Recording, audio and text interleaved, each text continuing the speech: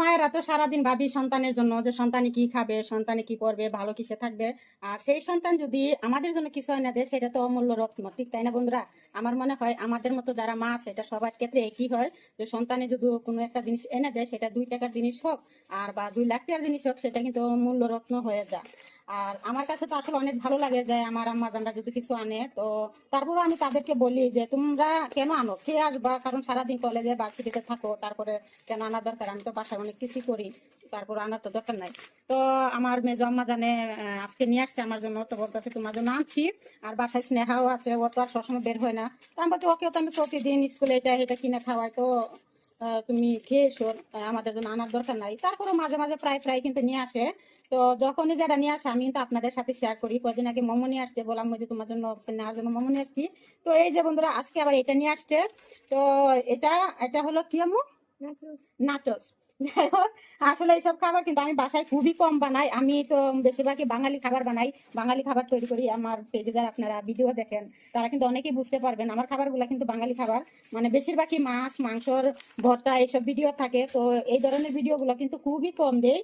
আর বাইরের খাবারগুলো আমি খুবই কম মানে বানানো হয়।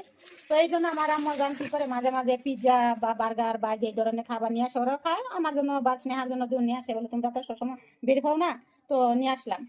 তো বন্ধুরা, তো এই যে দেখেন আমার আম্মা জানে আমাদের জন্য যে খাবারটা আনছে কেমন হয়েছে খাবারটা অবশ্যই কিন্তু জানাবেন।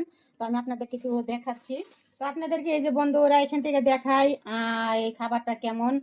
তো আমিও কিন্তু প্রথমবার খাচ্ছি, কিন্তু আমার আম্মা জানরা তো সবসময় কলেজে।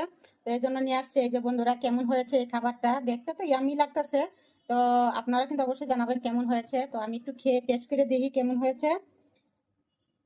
বিসমিল্লাহ। স্নেহা একটু খেয়ে টেস্ট করে দেখো কেমন হয়েছে। তোমার মেয়ে আপু আনছে, তুমি একটু খাওয়া মজান। মাশাল্লাহ, আসলে কিন্তু অনেক মজা ইয়াম্মি খাবারটা। আপনাদের যদি ভালো লাগে আপনারাও কিন্তু এই খাবারটা এনে খেতে পারেন, খাবারের মানটা ভালো আছে।